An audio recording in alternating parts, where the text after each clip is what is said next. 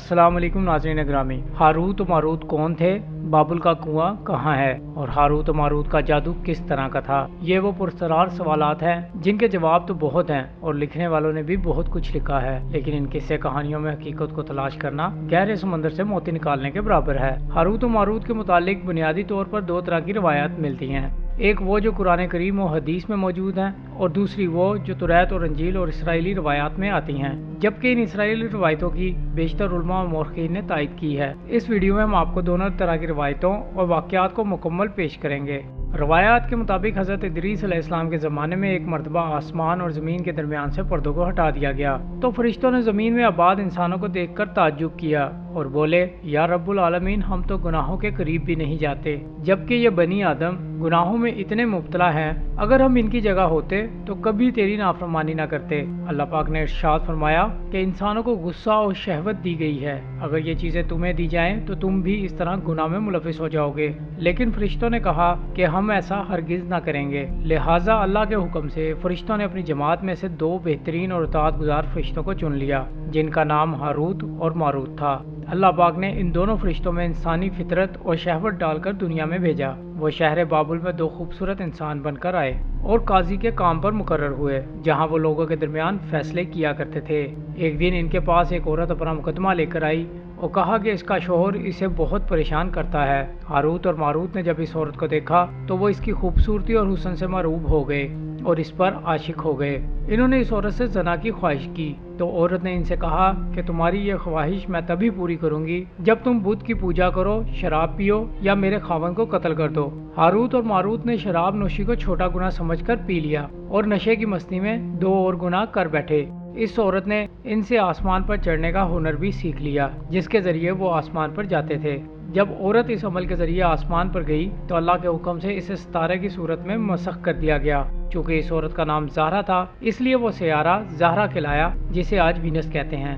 اس گناہ کی وجہ سے ہاروت اور ماروت خود وہ اسم اعظم بھول گئے جسے پڑھ کر وہ آسمان پر جاتے تھے، اور بطور سزا انہیں بابل کے ایک کنویں میں الٹا لٹکا دیا گیا، جہاں وہ تا قیامت یوں ہی قید رہیں گے۔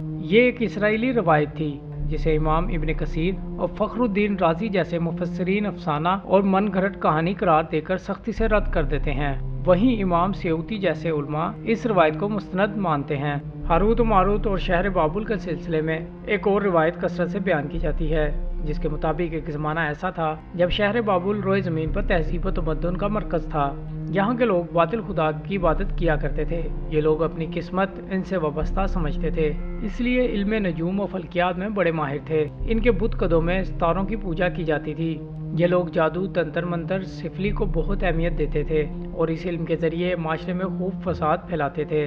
یہ لوگ جادو، تنتر منتر میں بہت آگے بڑھ گئے تھے۔ ان میں بڑے بڑے جادوگر موجود تھے۔ ان کی کتابوں میں جگہ جگہ جادو ہی نظر آتا ہے۔ مختصر یہ کہ اس شہر کا باشندہ ہونا ہی جادوگر ہونے کی علامت تھی۔ جب حضرت سلیمان علیہ السلام کی حکومت آئی تو آپ نے ان کو اس شرکی عمل سے روکا۔ ان کے سحر اور جادو کی کتابوں کو ایک جگہ جمع کر کے اپنی عظیم کرسی کے نیچے دفن کر دیا تاکہ اس فتنہ انگیز علم کا جڑ سے خاتمہ ہو جائے۔ جب حضرت سلیمان علیہ السلام کی وفات ہوئی تو شیطان نے ان کی کتابوں کو دوبارہ کھود کر نکالا اور لوگوں سے کہا کہ سلیمان پیغمبر نہیں تھے بلکہ ان کتابوں کے ذریعے حکومت کیا کرتے تھے۔ لہٰذا ہوا میں اڑنا، جنات پر قابو اور سلیمان علیہ السلام کے غیر معمولی معجزات دراصل جادو اور سفری کا عمل تھا۔ بنی اسرائیل نے اس کی پیروی کی اور ان کتابوں کو پڑھنا شروع کر دیا، لہٰذا دوبارہ یہ شر انگیز علم ان کے اندر سرایت کر گیا۔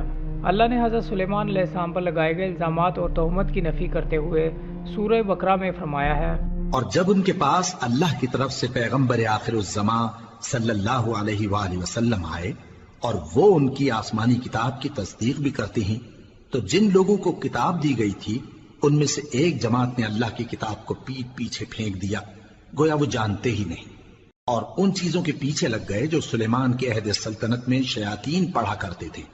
اور سلیمان نے مطلق کفر کی بات نہیں کی، بلکہ شیطان ہی کفر کرتے تھے کہ لوگوں کو جادو سکھاتے تھے۔ اور وہ یعنی بنی اسرائیل ان باتوں کے بھی پیچھے لگ گئے جو شہر بابل میں دو فرشتوں یعنی ہاروت اور ماروت پر اتری تھی، اور وہ دونوں کسی کو کچھ نہیں سکھاتے تھے جب تک یہ نہ کہہ دیتے کہ ہم تو ذریعہ آزمائش ہیں، تم کفر میں نہ پڑو۔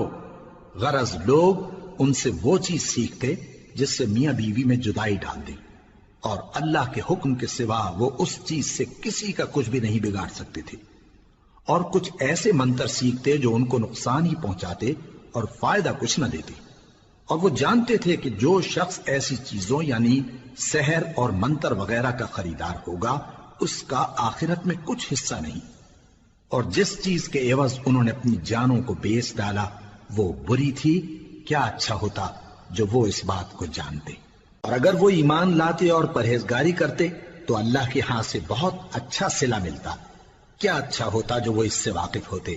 لہٰذا جب یہ سحر کا علم بابل میں عام ہو گیا اور لوگوں کی تکلیف اور پریشانی کا باعث بن گیا تو اللہ نے 2 فرشتوں کو انسانی روپ میں مامور کیا کہ وہ جادو کے عوامل اور اسے باطل کرنے کا طریقہ لوگوں کو سکھائیں تاکہ وہ جادوگروں کے فساد اور شر سے محفوظ رہ سکیں، لیکن یہ تعلیمات غلط مقصد کے لیے بھی استعمال ہو سکتی تھیں۔ حالانکہ وہ فرشتے لوگوں کو تنبیہ کرتے تھے اور ان کے لیے سحرتن کہتے تھے کہ یہ تمہارے لیے ایک طرح کی آزمائش ہے، لیکن پھر بھی وہ قوم ایسے کاموں میں پڑ گئی جو انسانوں کے لیے ضر اور نقصان کا باعث تھا۔ بعض عربی داستانوں میں اس کنویں کا ذکر بھی ملتا ہے جہاں کئی لوگ پہنچے اور ہاروت و ماروت سے ملاقات کر کے جادو کا علم بھی سیکھا، جبکہ بعض مورخین کا کہنا ہے کہ عراق کے شہر حلہ کے قریب ایک کھنڈر میں موجود قدیم کنواں ہے جہاں سے بابل کی سرحد شروع ہوتی ہے۔ یہ اس کنویں کو ہی ہاروت و ماروت کا کنواں قرار دیتے ہیں۔ ان تمام واقعات سے یہ سبق ملتا ہے کہ سفلی اور جادو ایک شرکیہ عمل ہے، مگر یہ کہ اس کا استعمال فساد اور شرپسندی کے خاتمے کے لیے کیا جائے۔ دوستو، موسیٰ آرکائیو کی آج کی اس ویڈیو کو لائک اور کمنٹ ضرور کیجیے گا۔ ملتے ہیں اگلی ویڈیو میں، جب تک کے لیے اللہ حافظ۔